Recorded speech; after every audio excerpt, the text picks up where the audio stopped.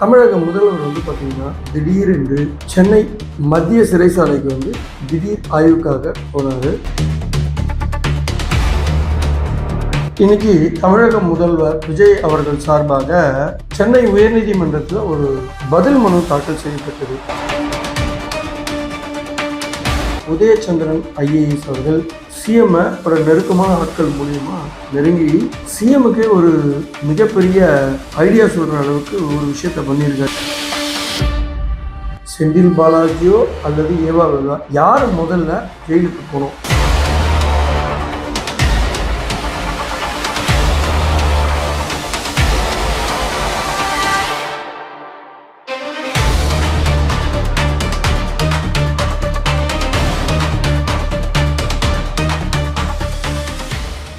Presented by Fueligi. Websites, business software and mobile apps. Technology that moves your business forward. Fueligi. வணக்கம் HKS voice media நேயர்களே, நான் உங்கள் HKS. இன்றைய அதிரடி அரசியல் பார்வையில் சில சுவாரஸ்யமான விஷயங்களை நான் உங்ககிட்ட ஷேர் பண்ண போறேன். இன்னைக்கு சட்டமன்றத்தில் சட்டசபை கூட்டம் நடந்துட்டு இருக்கு. ஆனா தமிழக முதல்வர் பார்த்தீங்கன்னா திடீரென்று சென்னை மத்திய சிறைச்சாலைக்கு திடீர் ஆய்வுக்காக போனாரு. இது ஒரு பரபரப்பான அரசியல் சூழ்நிலையில இது எல்லோராலும் கவனத்தை ஈர்த்தது அப்படின்னு சொல்லுவோம். என்ன அப்படின்னா, தமிழக முதல்வர் ஜோசப் விஜய் அவர்கள் பதவியேற்றதுல இருந்து பாத்தீங்கன்னா திடீரென்று ஆய்வு செய்வதற்காக போயிடுறாரு. உதாரணத்துக்கு பாத்தீங்கன்னா சைதாப்பேட்டில் பாத்தீங்கன்னா சமீபத்துல அரசினர் மாணவர் விடுதிக்கு போனாரு.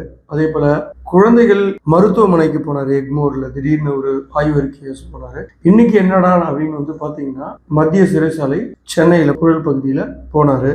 எதுக்கு தான் போனாரு அப்படின்னா ஜெனரல் இன்ஸ்பெக்ஷன் தான். என்னன்னா சிறைச்சாலையில பொதுவா பாத்தீங்கன்னா கைதிகளா இருந்தாலும் அவர்களும் மனிதர்கள் தானே. அவர்களுக்கு சிறையுள்ள விசாரணை மற்றும் தண்டனை கைதிகளோட தற்போதைய நிலை, அவரோட மனித உரிமை சார்ந்த விஷயங்களை கரெக்டா ஃபாலோ பண்றாங்களா அப்படின்ற அடிப்படையிலையும் கைதிகளுக்காக வழங்கப்படுற சாப்பாடு இருக்குல்ல, அந்த சாப்பாடோட தரம் மற்றும் சமைக்க கூடம் இருக்குல்ல, இதுல சுத்தமா சுகாதாரம் இருக்கா, என்ன மாதிரியான உணவுகள் எல்லாம் கொடுக்குறாங்க அப்படின்ற முறையில ஆய்வு பண்ணியிருக்காரு. அதே போல சிறைச்சாலையில அவங்களோட மருத்துவ வசதி எப்படி இருக்கு, கட்டட அமைப்பு எப்படி இருக்கு, அதை ஒழுங்கா பராமரிக்கிறாங்களா அப்படின்ற அடிப்படையிலையும் போயிருக்காரு. அதே போல பாதுகாப்பு மற்றும் ஒழுங்கு, போலீஸ் இந்த சிறை காவலர்கள் இருக்காங்க இல்லையா, இவங்க முறையா தான் பாதுகாப்பு எல்லாம் கொடுத்துட்டு இருக்காங்களா, ஒழுங்கா அதெல்லாம் ஃபாலோ பண்றாங்களா, அட்மினிஸ்ட்ரேஷன்ல ஏதாவது கேப் விட்டுருக்காங்களா, இந்த மாதிரி அடிப்படையில சோதனைகள்லாம் நடந்து இது சம்பந்தமா அதிகாரிகளுக்கு சில உத்தரவுகளும் பிறப்பிச்சிருக்காரு அப்படின்னு சொல்றாங்க. ஏன்னா இன்னைக்கு ஆய்வு செய்து போன இடத்துல அவர் சில விஷயங்களை நோட் பண்ணி அந்த விஷயங்கள் எல்லாம் அதிகாரிகளுக்கு ஒரு ரிப்போர்ட்டா கொடுத்திருக்காரு. அதுல பல சுவாரஸ்யங்கள் இருக்கும் அப்படின்னு சொல்றாங்க. இந்த மாதிரி இதுக்கு முன்னாடி இருந்த முதல்வர்கள் இந்த மாதிரி திடீர் விசிட்லாம் பண்ணியிருக்காங்களா அப்படின்னு கேட்டா என்னோட அறிவு கேட்டி இல்லை அப்படின்னு தான் நான் சொல்லுவேன். ஏன்னா சமீப காலத்துல எனக்கு தெரிஞ்சு ஒரு 20-25 வருஷத்துல இத மாதிரி ஒரு அரசு சார்ந்த இடங்களுக்கெல்லாம் ஆய்வு பேர்ல போனது இந்த முதல்வர் தான் அப்படின்னு தோணுது. நல்ல விஷயங்கள் தானே. எங்கேயாவது ஒரு இடத்துல எப்பயாவது முதல்வர் வந்துருவாரு முன்னறிவிப்பு இல்லாம அப்படின்ட்டு பயந்துட்டு அரசு அதிகாரிகள் ஒழுங்கா வேலை பார்ப்பாங்க இல்லையா. இதனால மக்களும் நல்ல முறையில அவங்களுக்கு தரமான அரசோட சேவைகள்லாம் கிடைக்கும் இல்லையா. இன்னைக்கு தமிழக முதல்வர் விஜய் அவர்கள் சார்பாக சென்னை உயர்நீதிமன்றத்துல ஒரு பதில் மனு தாக்கல் செய்யப்பட்டது. சென்னை உயர்நீதிமன்ற தலைமை நீதிபதி தர்மதிகாரி மற்றும் அருள் அவர்கள் ஜூலை 10 ஒரு இடைக்கால தடை விதித்து தேர்தல் கமிஷனுக்கு அறிக்கையை அனுப்பி வச்சிருந்தாங்க.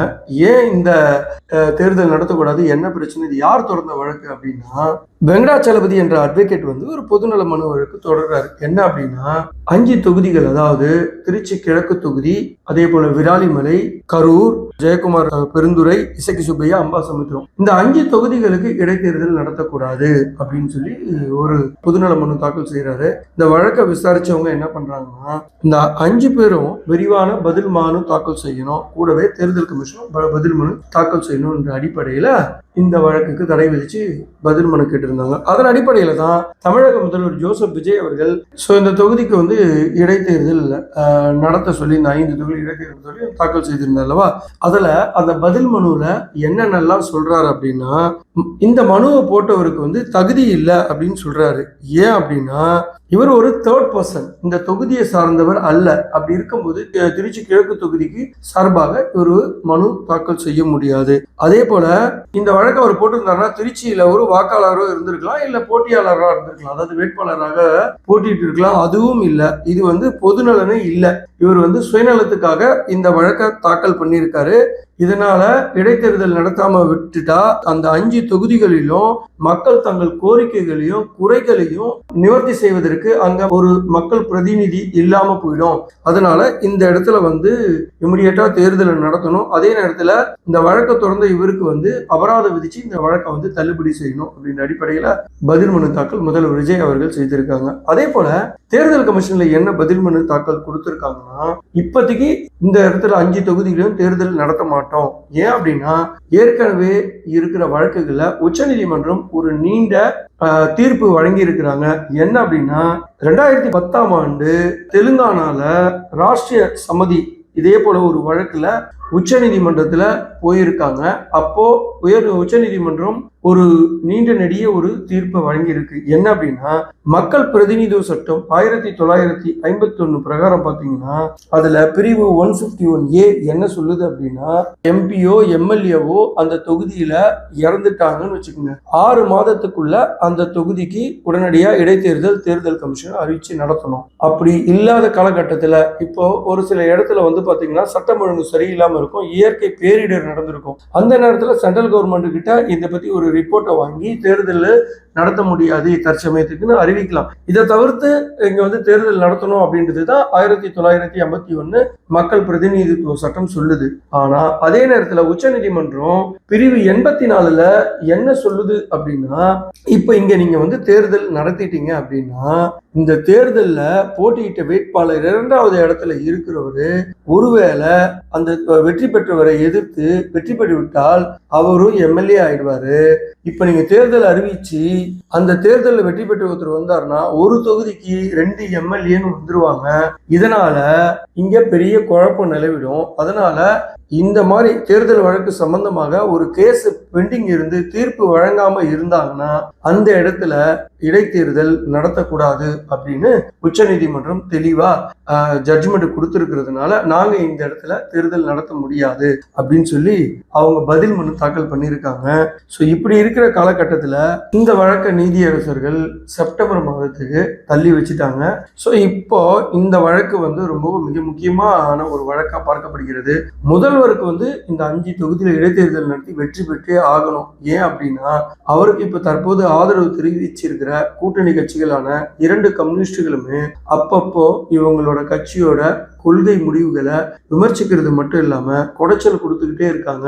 இவங்க வாபஸ் வாங்கிட்டாங்கன்னா மிகப்பெரிய சட்ட சிக்கல் ஆயிடும் அடிப்படையில, அதே நேரத்துல கூட்டணி கட்சிகளை நம்பி நம்ம இருக்க வேணாம், நம்மளே நம்ம கட்சியை சார்ந்தவங்களே 118 எம்எல்ஏக்கள் இருந்துட்டாங்கன்னா நமக்கு ஆட்சியை நடத்துறதுல எந்த பிரச்சனையும் இல்லை, 5 வருஷங்களை சிறப்பா ஆட்சியை நடத்திட்டு போயிடலாம் அப்படின்ற அடிப்படையிலையும் முதல்வர் இவ்விஷயத்துல சட்ட ஆலோசகர்களிடம் விவாதம் பண்ணி இந்த வழக்கை வெற்றி பெற வேண்டும் அப்படின்ற அடிப்படையில பயங்கர பிரஷர் கொடுத்ததா சொல்லப்படுது.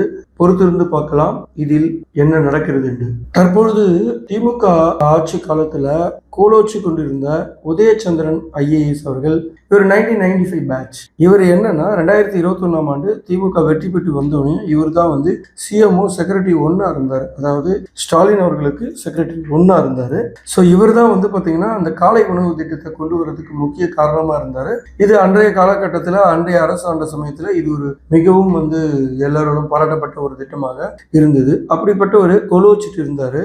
அவரு பாத்தீங்கன்னா தற்போத புதிய அரசாங்கம் தவேக அரசாங்கம் வந்த பிறகு இவருக்கு பெரிய மோசமான போஸ்ட் இல்லைன்னாலும் இவரை பாத்தீங்கன்னா தமிழ்நாடு இண்டஸ்ட்ரியல் இன்வெஸ்ட்மெண்ட் கார்பரேஷனுக்கு அரசு துறை செயலாளராக போட்டிருக்காங்க.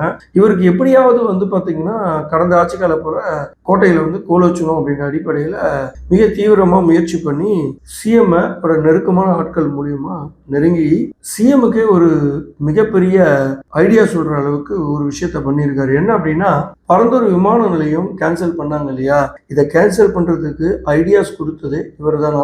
எப்படி அப்படின்னா, இதை கேன்சல் பண்ணோம்னா ரத்து பண்ணோம்னா எதிர்கட்சிகள்லாம் கேள்வி எழுப்பாங்க. குறிப்பா திமுக காரங்க பயங்கரமான கேள்வி எழுப்புவாங்க. இது ஏன் கேன்சல் பண்ணியாச்சு அப்படின்ற கொள்கை முடிவு எடுத்த விஷயத்த அழகா சொன்னது மட்டும் இல்லாம மாற்று இடத்தை பற்றியும் ஐடியா கொடுத்திருக்காரு. அதே நேரத்துல டிஎம்கே காரங்க கேட்க போற கேள்வியெல்லாம் முன்கூட்டியே கணிச்சு அதுக்குண்டான பதிலுரைகளையும் தயார் பண்ணி ஒரு புக்லெட் அமைச்சராகவே போட்டு கொடுத்துட்டாராம். ஸோ இப்போ திமுக காரங்க ஏன் பரந்தூர்ல இந்த விமான நிலையத்தை சூஸ் பண்ணாங்க, அதனோட காரணங்கள் என்ன, அந்த பின்னணியெல்லாம் என்னன்றது புட்டு வச்சாராம். இதுல முதல்வர் வந்து ஏக குசியா இருக்காரு. ஸோ இவரை தன் கூட வச்சுக்கணும் அப்படின்ற ஐடியாவுக்கு வந்துட்டாருன்னு சொல்றாங்க. இப்போ இவர் முதல்வர்கிட்ட டைரக்டா போன் போட்டு பேசுற அளவுக்கு ரொம்ப க்ளோஸ் ஆயிட்டாராம். இப்போ இதுதான் கோட்டை வட்டாரத்துல பரவலாக பேசக்கூடிய ஒரு விஷயமா இருக்கு. ஸோ அடுத்ததான் வந்து பாத்தீங்கன்னா தமிழக முதல்வர் வந்து குறிப்பாக செந்தில் பாலாஜி மீது வழக்கு மேல வழக்கு போட்டு செந்தில் பாலாஜியை சிறையில வைக்கணும் அப்படின்ற அடிப்படையில அதிகாரிகளும் உத்தரவு போட்டார் இல்லையா. இப்போ இன்னொரு ட்விஸ்ட் என்னன்னா, செந்தில் பாலாஜியோ அல்லது ஏவா வேலா யாரு முதல்ல ஜெயிலுக்கு போனோம் அப்படின்ற அடிப்படையில ஆதவ அர்ஜுனாவையும் கூப்பிட்டு ஏவா வேலு மேல இருக்கும் ஊழல்களை கண்டுபிடிக்கணும், துறை ரீதியான ஆய்வு பண்ணி அவங்க என்னென்னலாம் தப்பு பண்ணியிருக்காங்க அப்படின்றத அடிப்படையில சட்ட பிரகாரம் அவங்க செய்த தவறுகளை ஆதாரங்களை எடுத்துட்டு வர சொல்லி உத்தரவு போட்டிருக்காராம். அதன் அடிப்படையில தற்பொழுது பொதுப்பணித்துறை அமைச்சர் ஆதவ அர்ஜுனா அவர்களும் ரொம்ப தீவிரமா அந்த துறையில இருக்கிற அதிகாரிகளுக்கு உத்தரவு போட்டிருக்காராம். என்ன அப்படின்னா, நம்ம மேலோட்டமா பார்க்கும்போது கேள்விப்படுற விஷயங்கள் என்ன அப்படின்னா, மவுண்ட் ரோட்ல இருக்க தேனாம்பட்டியில இருந்து சைதாப்பட்டி வரைக்கும் இருக்கு உயர் மேம்பாலம் ஒன்று கட்டிட்டு இருக்காங்க. இதுல நடந்த முறைகேடுகள்ல விசாரிச்சுட்டு இருக்காங்க. அதே போல திருவண்ணாமலை மாவட்டத்துல வந்து பாத்தீங்கன்னா ஏவா வேலு அவர்கள் மாவட்ட அரசு நலத்திட்ட உதவி வழங்கினதுல ஏகப்பட்ட குளறுபடிகள் ஏகப்பட்ட ஊழல்கள் பண்ணியிருக்காரு அப்படின்ற அடிப்படையில ஆதவ அர்ஜுனா அவர்களை தான் இந்த டிவி கட்சியிலிருந்து அந்த மாவட்ட பொறுப்பு அமைச்சராகவும் அவரை போட்டிருக்காங்க ஆதவ அர்ஜுனாவை. ஸோ அந்த மாவட்டத்தில் என்ன மாதிரி தவறுகள்லாம் நடந்திருக்கு அதை பற்றிய புகார்கள் எல்லாம் தோண்டி எடுக்க சொல்லியிருக்காங்க. அது போக பொதுப்பணித்துறையில் என்னென்ன மாதிரிலாம் டெண்டர் விட்டு அதில் எந்தெந்த விஞ்ஞான முறையில் அவங்க செய்த ஊழல் எல்லாம் தோண்டி எடுக்க சொல்லியிருக்காங்க. அதே போல சாலை போடாமலே சாலை போட்ட வழக்கில் ஏற்கனவே லஞ்ச ஒழிப்புத்துறையால் வழக்கு பதிவு பண்ணியிருக்காங்களா, அதில் இன்னும் டீப்பாக போய் என்ன மாதிரி எல்லாம் ஊழல் செய்திருக்காங்க, அவங்களை தப்பிக்க முடியாத அளவுக்கு என்னென்ன விஷயங்கள்லாம் இருக்கோ எல்லாத்தையும் தூசி தட்டி எடுக்க சொல்லியிருக்காங்க. இப்போது ஆதவ அர்ஜுனா பயங்கர தீவிரமா இந்த விஷயங்களை தேடிட்டு இருக்காங்களான்னு சொல்லப்படுது. ஸோ முதல்ல செந்தில் பாலாஜி சிறைக்கு போறாரா அல்லது ஏவா வேலு சிறைக்கு போறாரான்றத கூடிய விரைவில் உங்களுக்கு தெரிஞ்சிடும். ஸோ இதே போல பல அதிரடி அரசியல் சுவாரஸ்யங்களை உங்களிடம் ஷேர் பண்றதுக்கு நான் ரெடியா இருக்கேன். மீண்டும் அடுத்த நிகழ்ச்சியில் உங்களை சந்திக்கும் வரை உங்களிடமிருந்து விடைபெறுவது நான் உங்கள் HKS. நன்றி, வணக்கம்.